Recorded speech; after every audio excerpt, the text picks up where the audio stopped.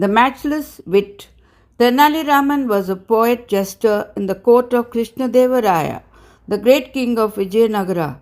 He was perhaps the smartest man in the room. His quick thinking and wit not only saved lives, but often entertained the king and courtiers as well. One day, a scholar from Varanasi visited Krishnadevaraya's palace. He challenged the scholar at his court to debate on any topic they liked. The king accepted this challenge. However, the king's learned court scholar Pandit Raj knew that he didn't stand a chance against this man and told the king as much. Just then, Tenali Raman interrupted the king and said, "Your Majesty, I will do it."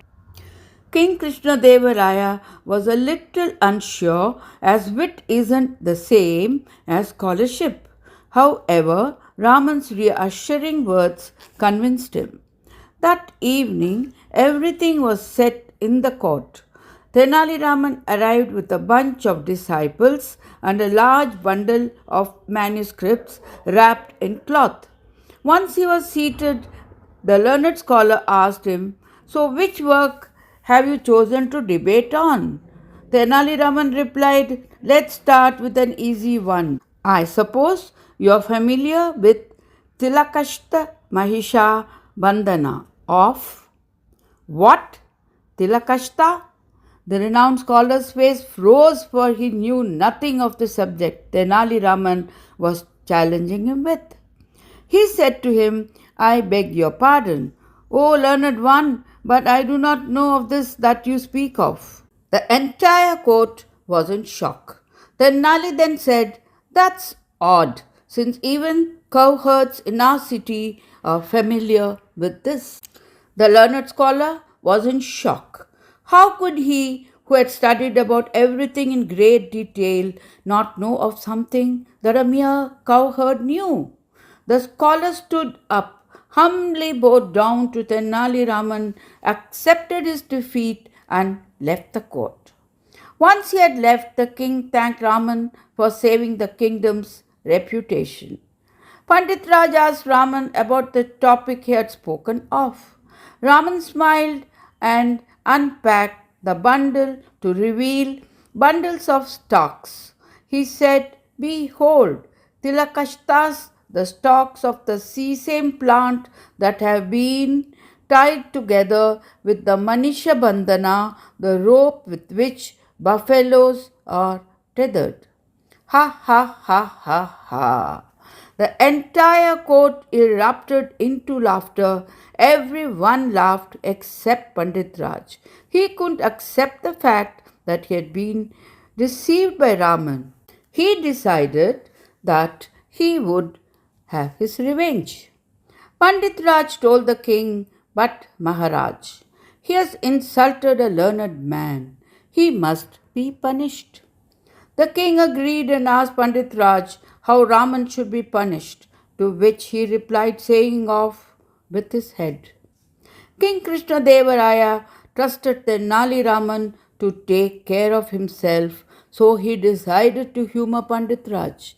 He called his guards and ordered them to take Raman to the banks of Tungabhadra and cut off his head with one sweep of their swords.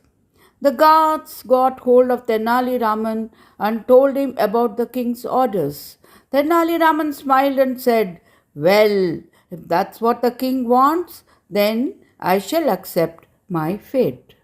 On the banks of Tungabhadra, the guards asked Tenali Raman for his last wish. He said, "I want both of you to cut off my neck the moment I call out to Mother Kali. I must die with Mother Kali's name on my lips." The guards found it a bit odd, but they agreed to his final wish. So Tenali Raman began praying, and then he said, "Jai Ma Kali."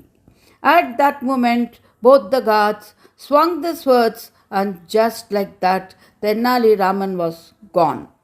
One of the guards said, "Who? Where is his body?" "It's right here," said Tenali after popping his head out of the water with a smile on his face. He had dodged the blow by simply ducking. The gods got furious and said, "Stand up, we will make sure we get you this time." "Ooh, ooh, ooh," said Tenali Raman. The king had said, "Cut off his head with one sweep of your sword." You are going to have to ask for his permission for the second one. The guards took him to the king and narrated the entire incident.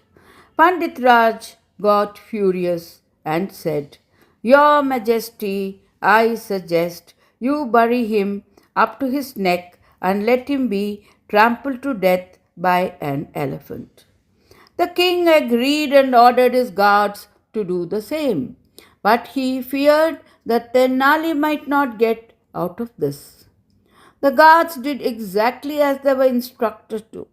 They took Tenali to a patch of land far away, dug a pit, put him inside, and sealed the pit up to his neck. They then decided to come back with elephants after lunch, leaving Tenali Raman completely unattended. A washerman carrying a huge bundle of clothes was passing by. He saw Tenali Raman and assumed that he was a very learned yogi who had found a new way to meditate. He went to seek his blessings. As soon as he saw the man approach, Tenali figured that this was his ticket out of the pit. As the washerman lowered his head and asked for blessings, Tenali said, "Who am I to bless you, brother? I am just a humble washerman like you." The washerman was puzzled. Tenali continued, "The reason I am in this pit is because it is treating my hunchback.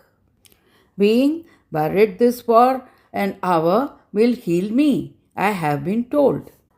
The washerman didn't believe Tenali, so Tenali asked him to dig him out of the pit to see for himself.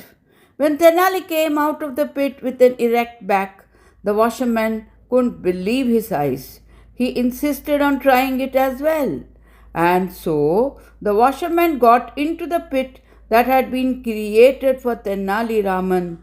In return, Tenali agreed to deliver the clothes the washerman was carrying, which incidentally needed to be delivered to King Krishnadevaraya's palace. The guards went back to the palace with an elephant, only to find the washerman crying for help. When the king found out about this, he laughed and said, "Oh Tenali, I doubt anyone can match your wit. Can match you wit."